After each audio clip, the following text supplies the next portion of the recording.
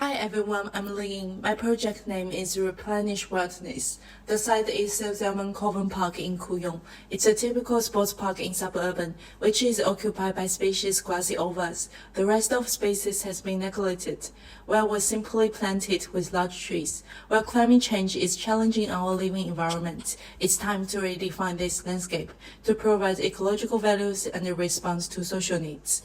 The site is bordering Gardner Creek. The existing biodiversity is fragmented along the creek. Therefore, it's an opportunity to reconnect the fragmented habitation in a broader context. Based on the predicted climate change in the future, Melbourne weather will become much drier and hotter. It threatens local communities' well-being, infrastructure, maintenance costs, and social connection. This project will employ the growth of plants as materials in shaping spaces and human experience under the future climate change scenario. Reading from existing plant performance on the site, it reveals critical information in terms of plant growing conditions. Along the creek, the topography associates with steep slope, where it's subjected to soil erosion. Eucalyptus malleodora dominate here. Its intensive lectura roots help stabilize the soil. Therefore, plant root structure is critical. Large trees of Eucalyptus malleodora and Corymbia maculata contribute limited shade on the site. The lack of planting structure is vulnerable to strong winds. Social activities on the site are very limited. Simple facility installed under Shimon. Its spreading structure can provide sufficient shade for people. Sports group occupy ovals for training. The grass coverage is sanitary.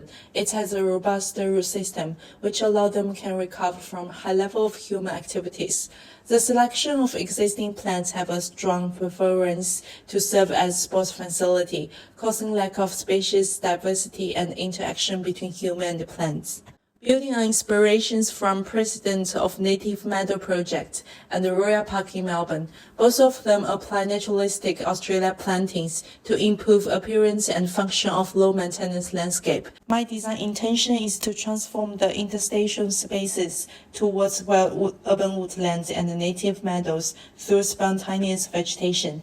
It can enhance spaces diversity, support local communities' well-being in a cost-effective way. It develops into 4 key planting strategies based on set characteristics. The first one is to revegetation for native meadow by reseeding woody species and native grasses on existing lawn. Second one is to generate with mulch surface treatment to help existing trees regenerate.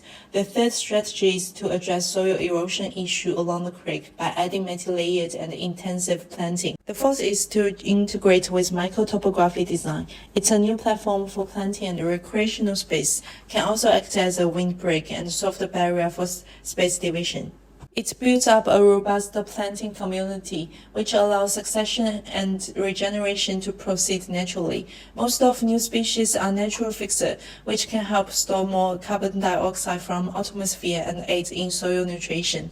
The new species are diverse in structure and species family, which can help boost the biodiversity and enrich human sensory experience. Functionally, they can help to create native landscape such as grassy woodland, native meadow, and specific species are chosen as soil stabilizer, nitrogen fixer, and windbreak to adapt to climate challenges.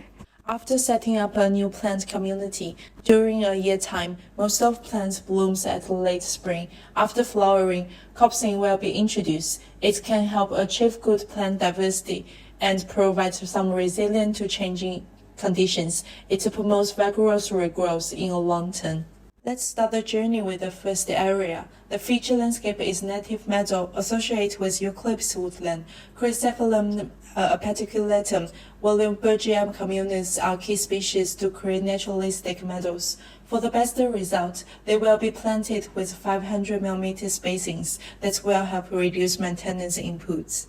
These species have attractive flowers and with sweet aroma, which attracts insects for food source, and also provide pleasant sensory experience for people. At eucalyptus woodland, to help existing spot gum trees regenerate, it needs 80 mm mulch surface treatment to help keep moisture in the soil and contribute to weed control. It allows new seeds to germinate and grow healthily.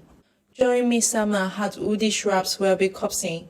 Summer rain in January will help plants to regrow in early spring next year. The second area is grassy woodland. The key species is Corymbia maculata along the pathway. Alocasia littoralis is planted on steep side of hills as soil stabilizer and windbreak. Eucalyptus gregsoniana plants with native grasses to create mallee woodland. The feature species for understory planting was eucalyptus, and Athysmos and Grevillea nellagera to add layers in this landscape.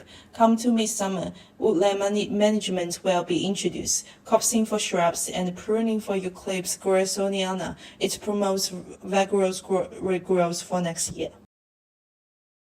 While people strolling in the woods, the cluster of spotted gum trees emphasize its unique bark feature to provide a visual interest. The third area is quickland, where it's vulnerable to soil erosion. As soil stabilizer, the key planting species have a robust root system and can grow very fast in common.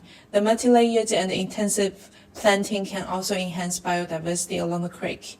Flowers of Acacia homophila and Ponia foliolosa have bright yellow and orange color. When they are flourishing at late spring, it creates a vibrant garden along the creek. Copsing will happen in midsummer. Then they will thrive after cutting back. Wandering along the creek, people will immerse into a nature world, which is abundant in sensory experience and attractive plant species with unique scents and beautiful flowers. That's all for my presentation. Thank you.